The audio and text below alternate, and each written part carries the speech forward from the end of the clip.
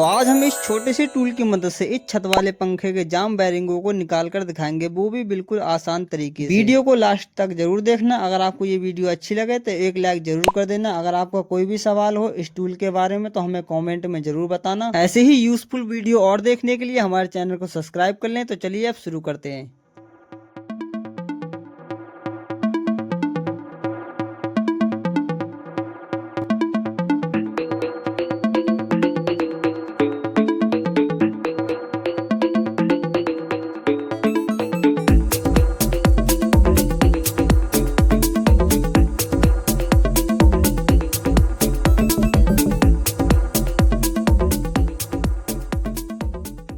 तो देखिए कितनी आराम से इस टूल ने इस पंखे के जाम वायरिंग को एकदम से बाहर निकाल लिया, वो भी पंखे को बिना किसी नुकसान पहुंचाए हुए। तो इसी तरह से अब हम दूसरे पंखे का भी वायरिंग निकालेंगे। तो चलिए शुरू करते हैं।